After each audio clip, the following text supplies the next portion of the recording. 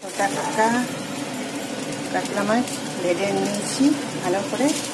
ওইদিকে পটল আলু ভাজা হয়ে গেছে ভালো করে, জিরে শুকনো লঙ্কা ফোড়ন দিয়ে মশলা রেডি করে নিয়েছি। এবার হচ্ছে এই মশলাটা এর মধ্যে দিয়ে দেবো।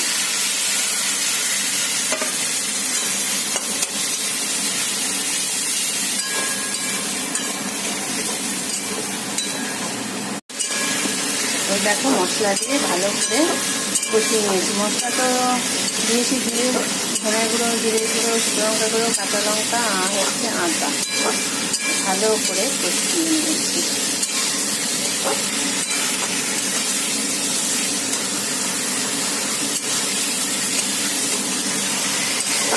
পুরো তেল বেরিয়ে গেছে, এবার জল দিয়ে দেবো যতটা ঝোল।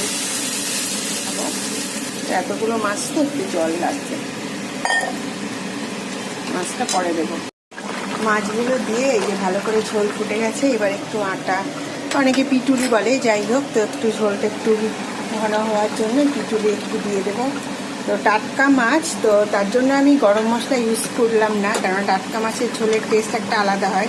তো তোমরা চাইলে গরম মশলা দিতে পারো, গরম মশলা দিলেও ভালো টেস্ট হয়, কিন্তু যেহেতু টাটকা একদম ফ্রেশ মাছ তো আমি এই টেস্টটাই রাখলাম, ফ্রেশ ঝোলের যে টেস্ট হয়। তো তার জন্য আমি আর গরম মশলা ইউজ করিনি, তোমরা ইউজ করতে পারো।